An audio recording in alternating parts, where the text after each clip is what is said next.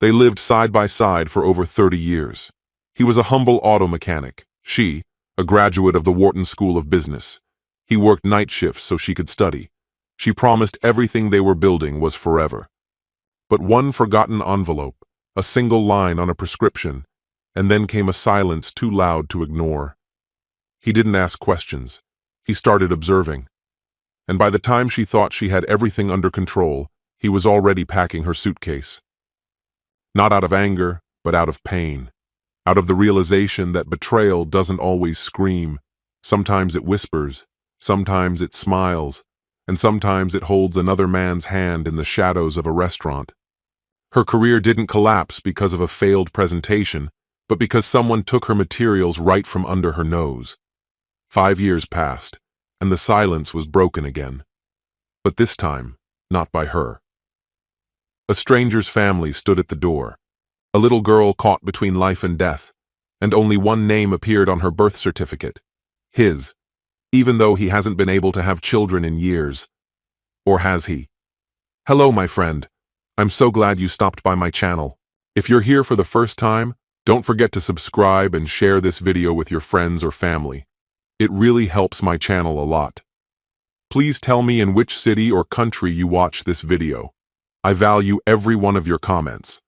So, let's get started. For the past 4 months, Ophelia had been steering a high-stakes initiative. Though she wasn't the originator of the project, the responsibility for its success fell squarely on her shoulders as the appointed lead. The outcome was crucial not just for the Covington Group's trajectory, but for her own future as well. A misstep wouldn't simply be a career setback, it could spell disaster for the entire organization. Ophelia had earned her bachelor's at Albright, followed by an MBA from Wharton. No one in our family ever questioned her brilliance. Compared to her, my path had been much simpler. I went into the trades straight out of high school and built a career as a mechanic. I'd stayed in that lane for more than 20 years. It was steady, honest work that brought a quiet pride. It also paid enough to get Ophelia through college and raise our 2 kids. We never splurged, but we never went without what we truly needed either.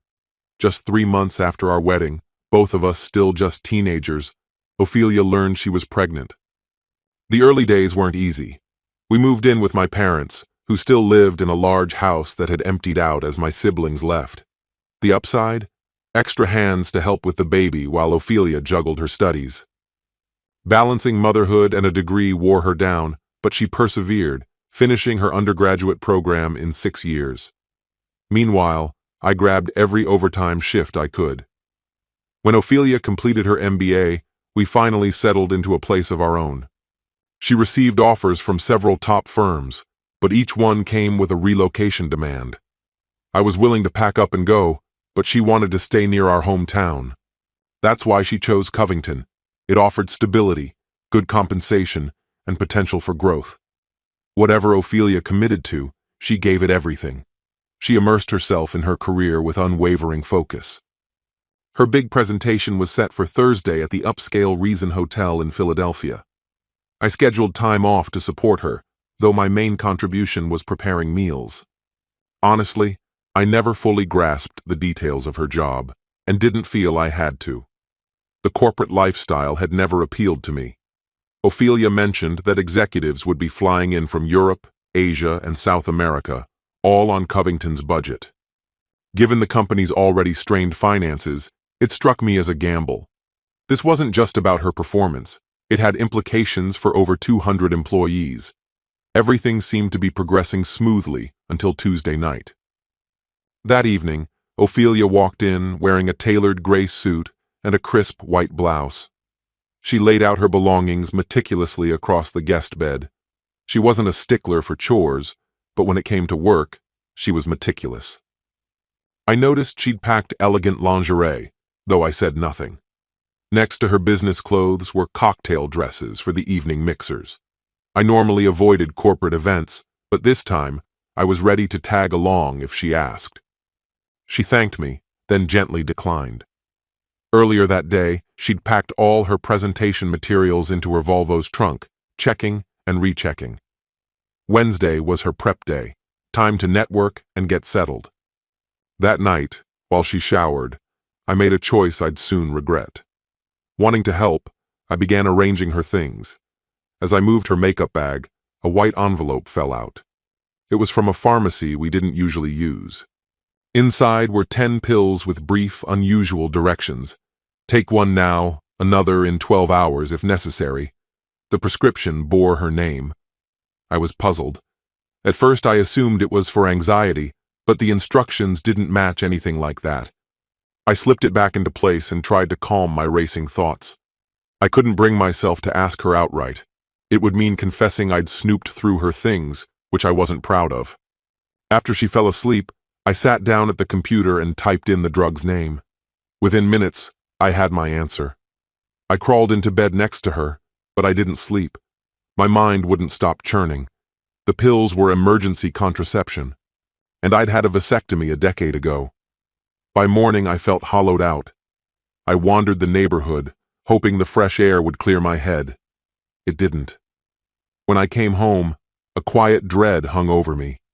Our son, Elliot, was stationed with the Navy in San Diego. Our daughter, Sarah, had just relocated to Dallas with her new husband. Now it was just Ophelia and me. I missed our children, but I had looked forward to this next chapter with her. She had been my only love. But now, everything I thought I knew felt uncertain. If Ophelia had been unfaithful, she'd hidden it flawlessly. I'd never checked her phone, never monitored where she went. I never had a reason to. I'd trusted her completely. When I returned, she was in the kitchen. "Where have you been? Want some eggs or something?" she asked casually. "Just coffee," I replied, keeping my tone low. She tilted her head, sensing something. "You okay, babe? It's just 3 days. You could come along, but honestly, you'd be bored out of your mind." "I'm not going," I said, "but I hate being here alone. I worry when you're not around." She smiled softly. "You're sweet. I'll be fine. I'm mostly at the hotel today, just prep work and socializing. Tomorrow's jam-packed from start to finish. I won't even have time to eat. I'll be home Friday afternoon.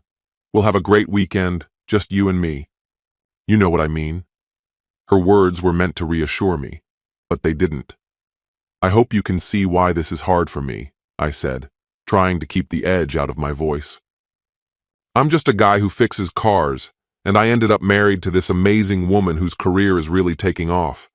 Sometimes it feels like your job means more to you than our family does." She spun around to face me, her expression tight. "Don't do that," she said sharply. "I've always respected what you bring to this family. You've raised 2 great kids. You were there for me when I went back to school. You're a wonderful partner and a great dad, and we'd be lost without you. Don't ever forget that," she added, starting to gather the breakfast plates while I finished the last sip of my coffee. "Should I give you a ring later?" I asked. She shook her head. "Better not. I'm turning off my phone and unplugging the one in the room. I need to catch up on some sleep, but I'll call when I can." I helped her load the last few bags into the trunk as she reviewed her travel checklist with her usual attention to detail. The drive to the Reason Hotel would take her about 3 hours. I stood on the porch as she pulled away, suppressing the urge to ask about the pills. I stayed out there long after the car disappeared, overtaken by a heavy sense of uncertainty. I felt small, like I was in a world that no longer made room for me. Just a small-town guy married to someone who had become something else entirely. Had I missed the signs? Were they there all along and I simply looked away? As I buttoned up my shirt, the landline rang. "Hey, honey," Ophelia chirped. "Just letting you know I got here fine. No issues on the road, barely any traffic.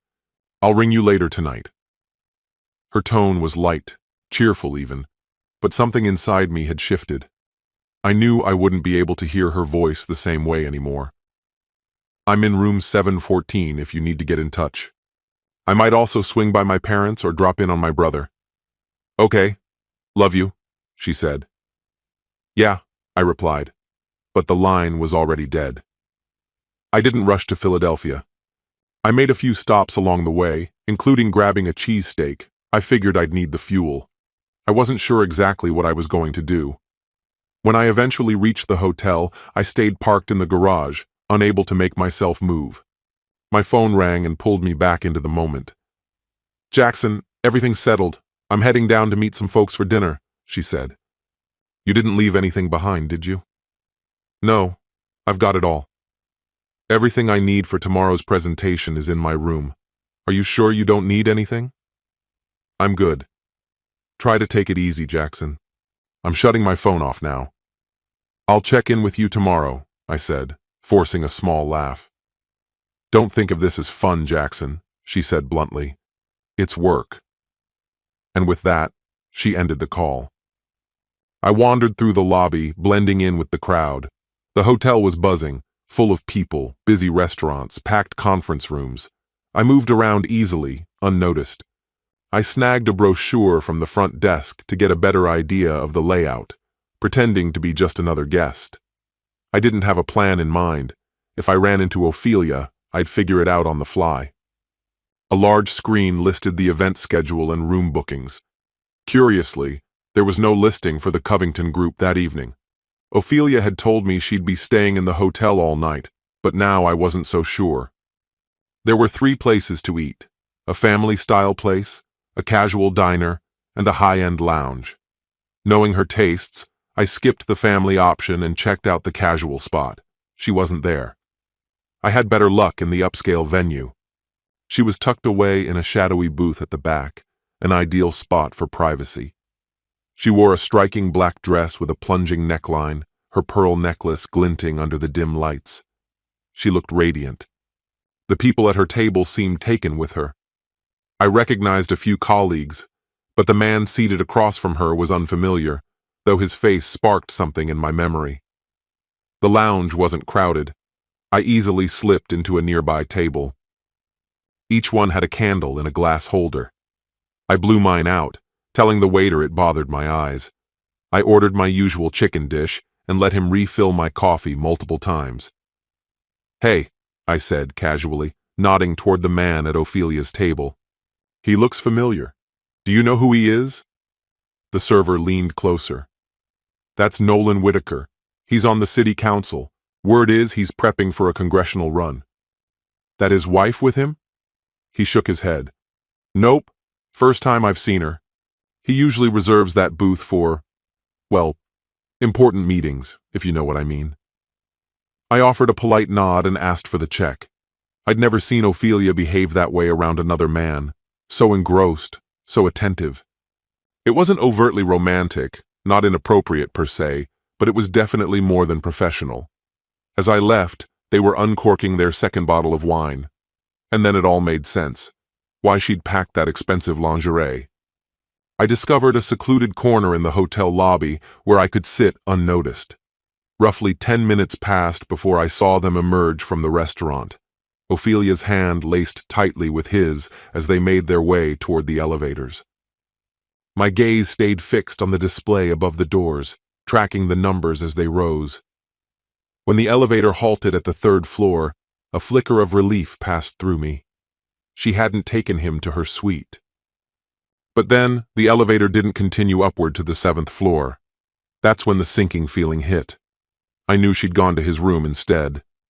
I stayed put in the lobby, watching the elevator cycle through floors as guests came and went. An hour dragged by. Ophelia never returned. Eventually, I left the building, went to the car, and retrieved my unused suitcase. I approached the front desk with calm persistence. Even though I had proof of being her husband, it wasn't easy convincing them to issue a key card. After they rang the room and received no answer, they finally relented. Key in hand, I took the elevator up to room 714. I didn't switch on the lights after stepping inside. I sat quietly in the shadows for more than an hour, making sure she wouldn't walk in mid-process. Once I felt secure, I began packing. Every article of clothing, every personal belonging, nothing was left behind. Her prescription bottle still sat on the dresser, 10 pills inside. On the desk were her materials for the next day's presentation, neatly arranged. I packed all of it, 24 custom-bound packets, 20 regular folders, the projector, and her laptop. Everything went into the suitcase. I grabbed her handbag and phone too. She'd only carried a small clutch with her, likely just for makeup. After a final sweep, I placed her car keys and my wedding ring on the dresser. Aside from those two items, the room was stripped clean. I made my way down to the garage with both bags without trouble. Within 20 minutes, I was cruising northbound on the highway. Around 3 a.m., my phone rang. Her name lit up the screen. I answered. "Jackson," she said. "Where are you?" "I'll be home soon," I replied. She said nothing. I waited, remembering how salespeople say whoever speaks first loses. The pause stretched out long enough to feel eternal. Finally, she spoke again. "I'm sorry." Her voice was quiet. She didn't ask anything. Then she ended the call. I turned off the phone. She must have returned to her own room. Later that morning, she was supposed to present at a major meeting, one that might have earned her a promotion and stabilized the company's trajectory.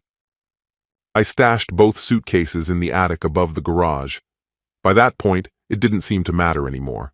I packed up my essentials, clothes, toiletries, and by the time the banks opened, I'd drained every account in my name. I had enough tucked away to get by temporarily, though I knew I'd need work soon.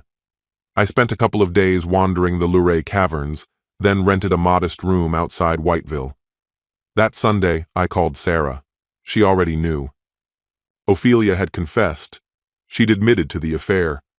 I had found out. I walked away, and Ophelia lost her job. I felt some guilt, but it was a consequence she'd have to carry. By Monday afternoon, I'd already found work. Handymen are always needed. Weeks passed. Sarah told me Ophelia had moved back in with her parents. Later, I heard from Elliot, calling from San Diego. He didn't criticize his mother, and I appreciated that. That was it. No big finale, no dramatic closure, like in the movies. Just life, moving ahead in quiet, steady increments. A new rhythm took shape. I talked to Sarah at least once a week, and Elliot and I began exchanging emails now and then. Sarah kept in touch with Ophelia but never gave me details about her life. I never filed for divorce. As far as I knew, neither did she.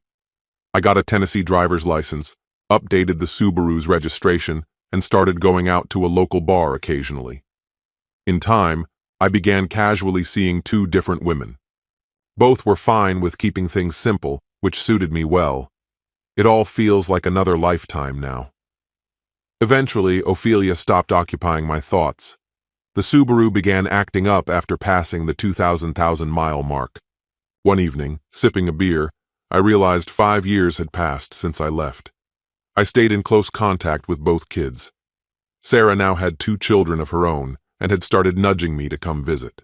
Elliot had almost gotten married but called it off just before the wedding. I worked 6 days a week, using Sundays to recover from Saturday nights. So when someone knocked on my trailer door at 6 in the morning on a Friday, I was not in the mood. I opened the door in my boxers. A woman stood there, looking as awkward as I felt. The man beside her looked completely unfazed. "Usually I'd wear pants," I said dryly. "But surprise guests like you don't get that courtesy." "We're looking for Jackson Carver," the man said. I didn't know either of them. "I don't know you," I replied. "My name's Darren Caldwell. This is my wife, Elizabeth. We're hoping you can help us with something." "Not at this hour," I said. "If it's car trouble, try the mechanic down the road." They didn't leave. They just stood there, staring. "This isn't about your job," the man began. "It's more personal than that. Mind if we come in?" Inside, my trailer was a mess. Papers scattered, dishes piled up. I wasn't used to having company, so cleaning had never been a priority. Even women I dated usually preferred to meet at their places. "Make yourselves comfortable," I said, moving toward the back. "Let me put on some pants." I left the door open behind me and grabbed a shirt. "Want some coffee?" I offered, tugging it on. "It'll be ready in 10, I added. Still, they said nothing. After a moment, the woman spoke. "We adopted a daughter. She's 4. She needs a bone marrow transplant. We're hoping you might be a match. We're willing to compensate you, the man added quickly. I gave them a look. You're trying to buy my bone marrow? It sounded ridiculous, but they weren't kidding. Their tone was serious, even desperate. Okay, I said, softening. Tell me more. The best chance is a partial match from a biological relative. Based on what we know, you're our strongest lead. I think there's a misunderstanding, I told them. When was she born? She turns 5 in July, the woman answered. Her name is Emily Caldwell. I blinked, taken aback. That can't be. I had a vasectomy 15 years ago. Biologically, I couldn't have fathered her. Then why is your name on her birth certificate? She asked. I've got no idea, I said. You'll have to ask her mother. There was a pause. And her mother is Ophelia Lane Carver. The name landed like a gut punch. I froze. Damn. I remembered the pills she'd given me back then. If I hadn't taken them, this child might not exist. I understand now, I said quietly. Sorry for how I reacted. I'll do whatever I can to help. The man leaned forward. Why isn't Ophelia a donor? She's too sick, the woman explained. Her liver is failing. Doctors have ruled her out for surgery. They've given her less than 6 months. I was floored. That's impossible. She used to be so healthy. Why won't they take her consent? They say she can't legally give it. You mean she's not mentally competent? They didn't answer. Not long ago, these people had meant nothing to me, but now I felt responsible. Do I have any other children who could be a match? I asked. Maybe, the woman said, but we truly believed you were our best hope. Why not track down her real father? We thought it was you. Ophelia never mentioned anyone else, and now she's too sick to clear it up. Most of what we know came from the agency. I poured some coffee and tried to think. Where are you from?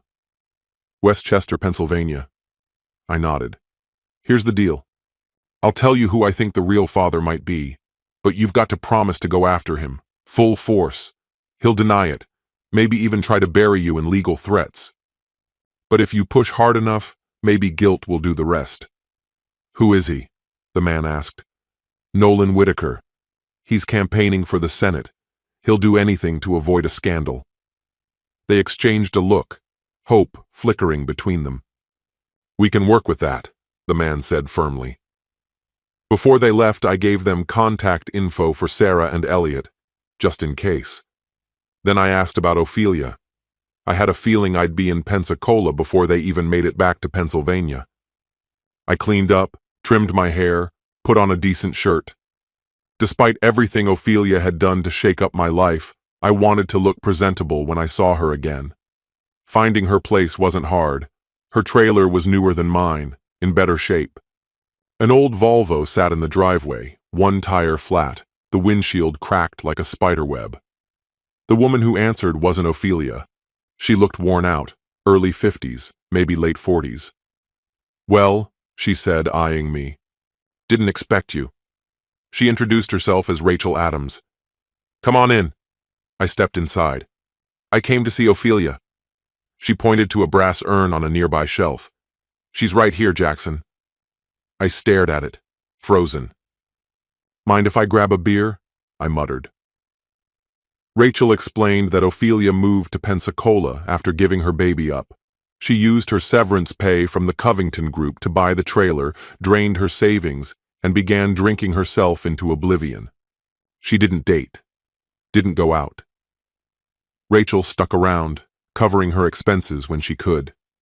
3 years later, Ophelia was gone. Strangely, she'd left a will. She gave me the trailer and the Volvo. She barely worked after quitting her job. Took odd jobs here and there, but nothing stuck. It was like she'd given up entirely. Rachel, who clearly loved her, said Ophelia had no fight left. She mentioned me often, but never once tried to get in touch, even after Sarah passed her my number. She never reached out. Maybe that one night, what I did, left a wound she could never close. And now, somehow, That pain hit me harder than ever. I stayed at Rachel's for a couple of weeks, but the atmosphere quickly became intolerable. I ended up practically giving the trailer away for next to nothing, sold it for $1, and managed to unload the Volvo for $3,000. Within 2 days, I found myself in Westchester, dropping in on Darren and Elizabeth, who I'd only recently gotten to know. At first, Nolan Whitaker resisted. He clung to denial, doing everything he could to ignore the reality closing in on him. But Darren and Elizabeth were relentless, and under their persistent pressure, his defenses eventually gave way.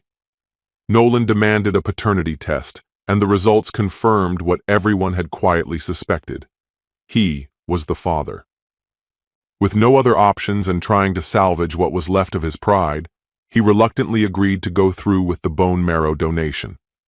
The procedure was medically successful, but the consequences in his public and private life were catastrophic. His approval numbers nosedived, and his political party replaced him with a fresh candidate just months ahead of the election. His wife filed for divorce, making sure the entire scandal played out in the spotlight. Meanwhile, Rachel and I are on the road to Dallas to visit Sarah and the grandkids. I'm not sure how long Rachel intends to stay, maybe only until someone else comes along to fill the emotional gap. For now, it feels like we're in a delicate truce, a brief lull before the next inevitable upheaval. This story has come to an end. What's your opinion? Share it in the comments, my friend. And if you like this story, check out other exciting videos on my channel. I'll say goodbye until the next video. See you